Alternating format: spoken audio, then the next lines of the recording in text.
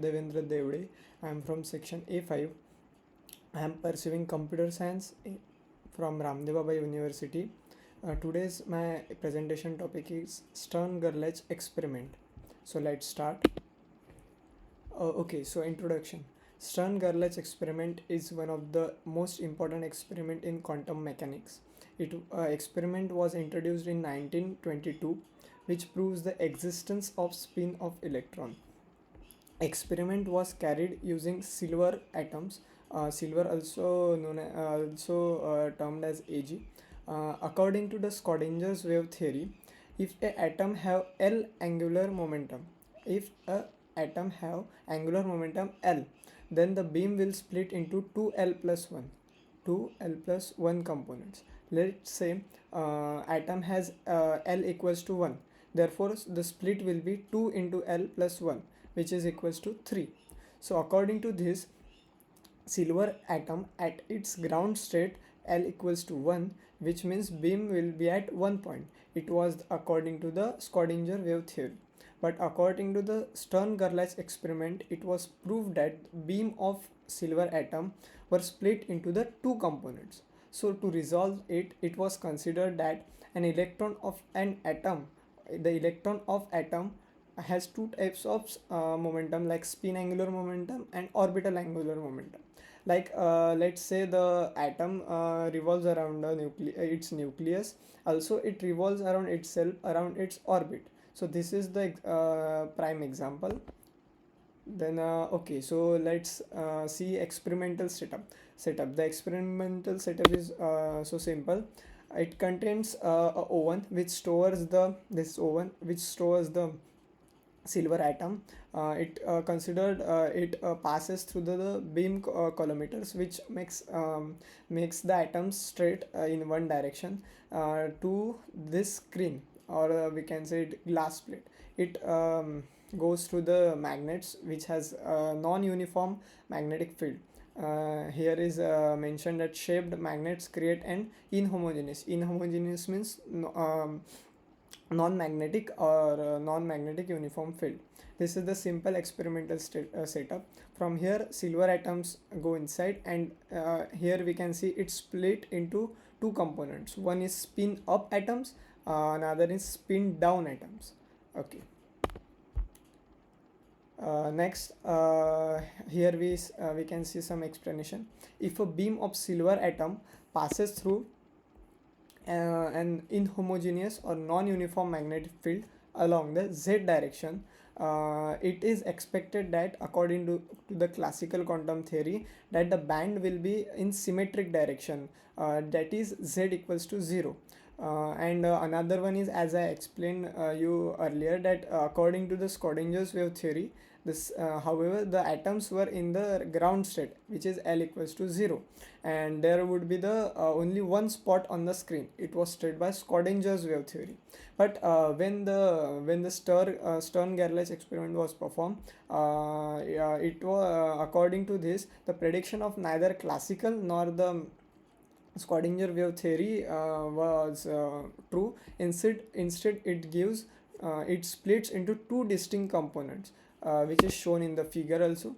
So here we can see some animations. Here we can see the particles are going and they are splitting into the two components. Okay, so mathematical representation. Consider a particle of mass m which has charge q. Here we can see that q revolving around the orbit. First one is the orbital magnetic dipole moment of charge q, which is positive charge. Here it is revolving with with the positive charge q. It is the magnetic dipole moment mu, which is equals to the q by 2mc into L. L is a orbital magnetic momentum. Orbital angular momentum. And the second one, which is here, it is the when an external magnetic field is applied, the orbital magnetic field moment process about it. Here we can see L equals to the orbital angular momentum. Okay. Here we can see if the charge q is positive, then the mu mu along the L, and L will be in same direction, while for the negative charge, that is Q equals to minus E, the magnetic dipole moment, which is equals to mu L, is minus E L by 2 me into C. Me here is mass of electron, C is speed of light, and it's a orbital angular momentum. Its orbital angular momentum will be in the opposite direction.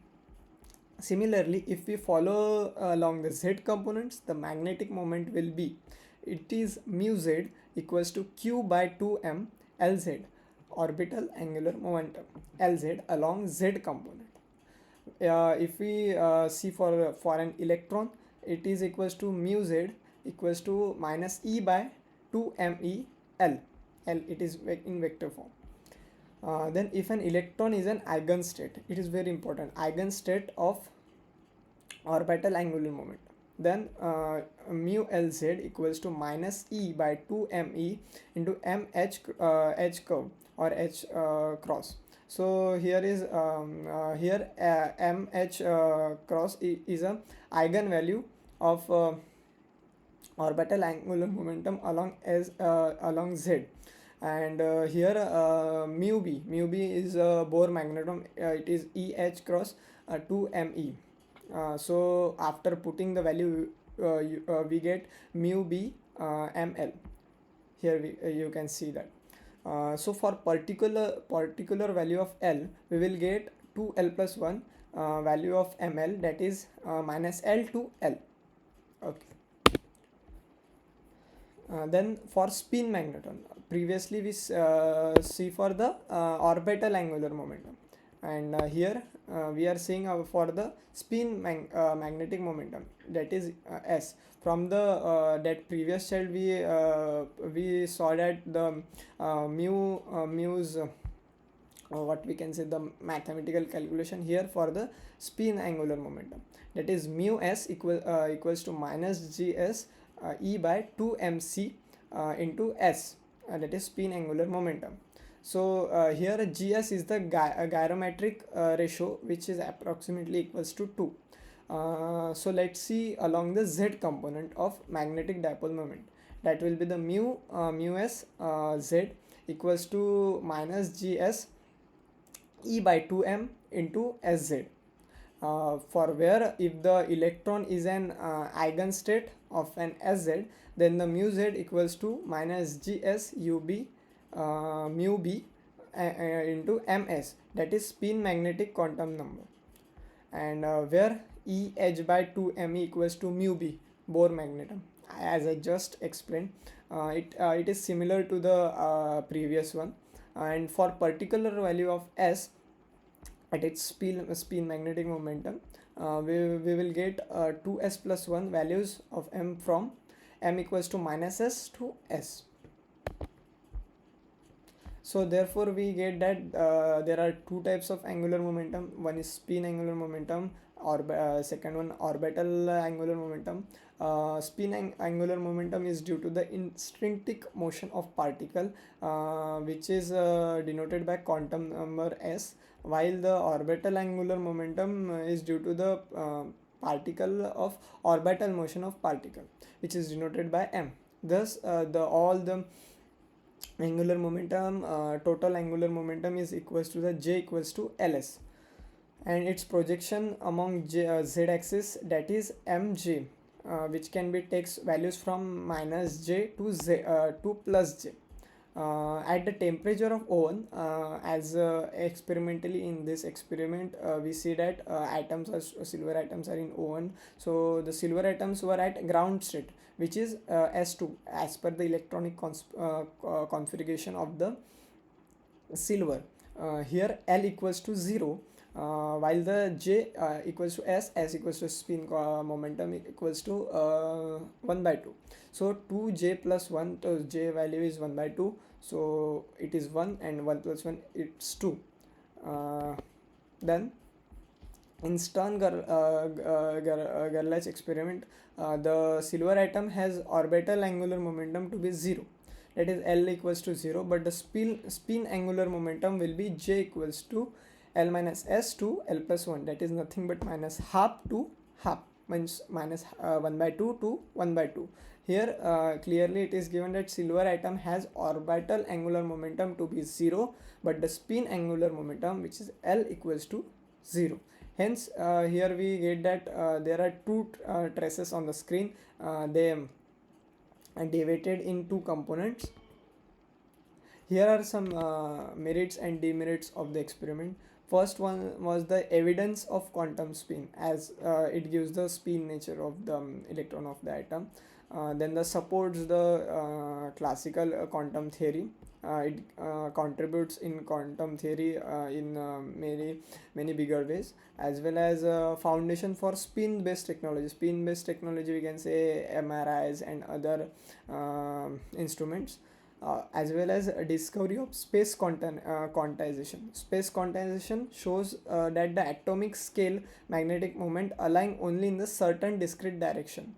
When placed in a magnetic field, a concept is known as space quantization. As it in discovery of quantization, the Stern-Gerlach experiment form gives its contribution also. Some demerits are applicable only to the neutral particles. Does not measure spin magnitude. It gives spin momentum but not magnitude. So it is one of the demerits. And the limited information about spin. Yes, it gives as it gives only the, it do not measure about spin magnitude. It gives certain amount of information only. And there was initially challenges that the result were difficult to interrupt due to the lack of well developed quantum theory at that time.